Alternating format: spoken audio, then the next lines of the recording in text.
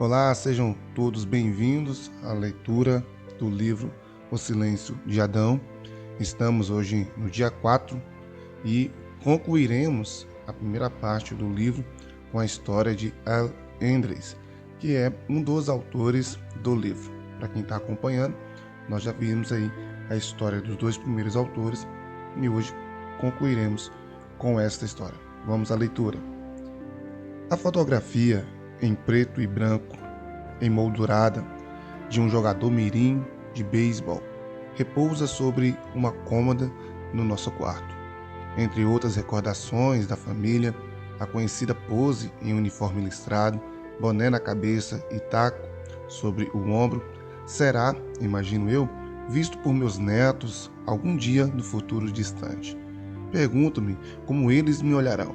Será que me olharão a foto com o mesmo olhar desinteressado que muitas vezes tenho ao folhear os antigos álbuns da família?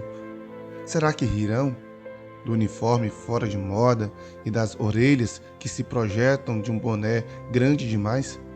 Será que rirão? Mas espero que façam algo diferente. Quero que saibam algo mais. Meu desejo é que eles compreendam que esta foto nada mais é do que um único quadro num filme de longa-metragem e não pode ser entendida fora do contexto do filme todo. Quero que eles conjecturem sobre aquele menino. Como era ele? Quais eram as suas qualidades, suas fraquezas, seus sonhos? Como passarei tal senso de história adiante? Não tenho certeza absoluta, mas tenho certeza que antes de passar algo adiante, tenho de sabê-lo eu mesmo. De certo modo, preciso interessar-me vivamente por aquela fotografia antes de pedir que outra pessoa reflita sobre ela. Quero compreender as cenas do meu passado no contexto mais amplo e depois ver com elas se encaixam num quadro maior. O filme que estava passando muito antes de eu nascer e que continuará para sempre.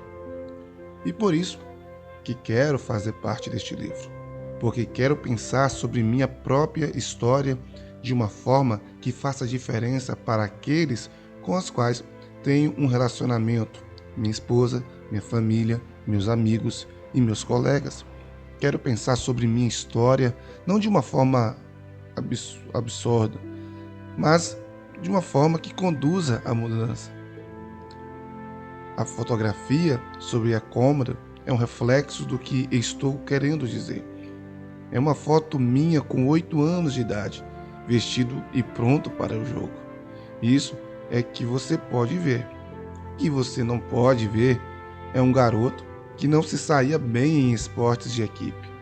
E o que você também não pode ver, o que por anos nem mesmo eu pude ver, são os profundos compromissos no coração daquele jogador mirim com um modo de vida particular.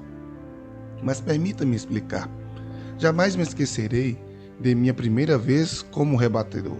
Após várias peneiras e meses de antecipação, eu me encontrava onde sonhara estar algum dia.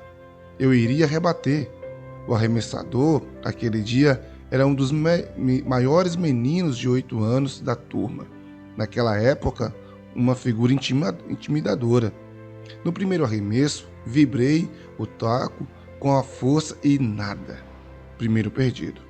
O segundo arremesso, questionavelmente, não sobre a base, mas considerado bom pelo juiz, perdido. O terceiro arremesso saiu muito à esquerda, bola fora.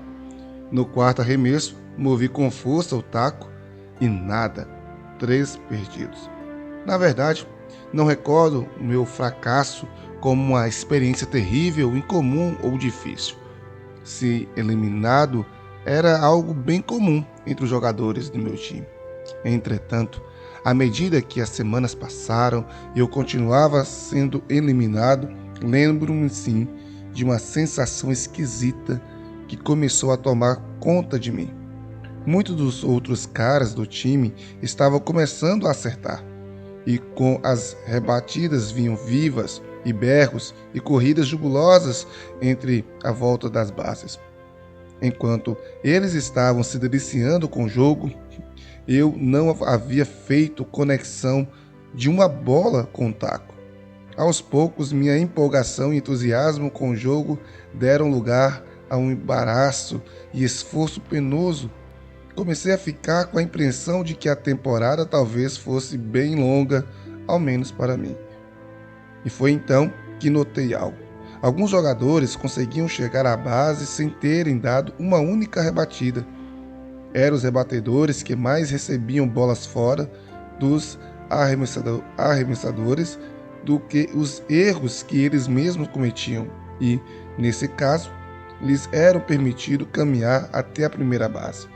De vez em quando, eles conseguiam até a felicidade de ser aplaudidos ao caminharem pelas bases a caminho da base do batedor, resultado de terem um bom rebatedor vindo depois deles na escalação. Ser eliminado foi se tornando cada vez mais humilhante. Então, tomei uma decisão. Embora não me lembre de que tenha sido uma decisão consciente, dado ao fato de que os arremessadores mirins não eram conhecidos pela precisão de pontaria, percebi que havia uma chance de que o bom número de bolas arremessadas em minha direção não passassem por cima da base. Se eu não girasse o taco, teria ao menos uma chance de chegar à base e poderia pôr um paradeiro naquela sensação horrorosa que me sobrevinha após ser eliminado. Pelo restante da temporada, jamais girei o taco novamente. Arremesso após arremesso, o taco repousou sobre o ombro. E embora eu fosse eliminado mais vezes do que esperava, de vez em quando eu chegava à base, ocasionalmente eu chegava à base do batedor.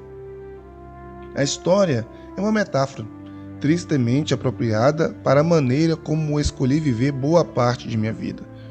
Por muitos anos, mesmo depois de adulto, eu tinha um firme compromisso de não girar o taco, porque era doloroso demais.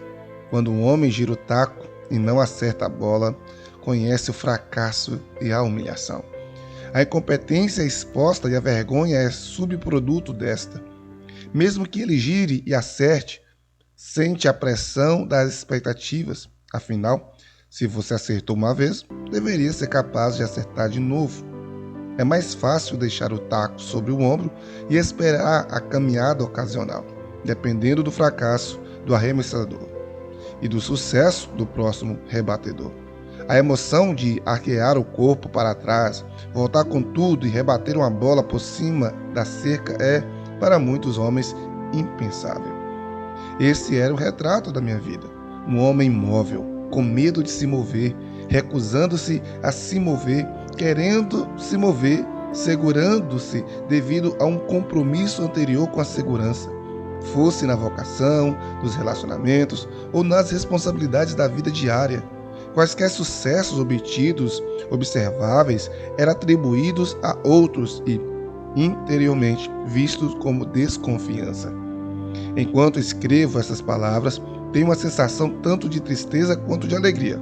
Tristeza pelos danos que minha falta de movimento infligiu aos outros. Tristeza também por ficar tanto tempo separado dos propósitos de Deus para mim, como um homem. Remorso por anos passados em impotência escolhida e aparentemente necessária. Se esse fosse o fim da história, eu não teria motivo algum para escrever. Mas uma caneta em minha mão e ela está se movendo. Vim a conhecer a sensação de girar e acertar e, no processo, o que eu temia de fato ocorreu. O fracasso tem sido mais do que evidente e a pressão, advinda demais de me sair bem, apenas aumentou. Mas a paixão, morta pela minha falta de movimento, reviveu e com ela veio o desejo de mais. Bom, chegamos à conclusão do dia 4, a história começa e hoje contando sobre a história de El Endres. Amanhã retornaremos com a leitura do dia 5 e o tema de amanhã, uma visão para os homens. Amanhã também iniciaremos o capítulo 1 do livro. Deus te abençoe, compartilhe em nosso grupo, se inscreva no canal, compartilhe o link para outras pessoas e venha com a gente nessa jornada, porque só está começando. Deus abençoe. Até amanhã. Tchau.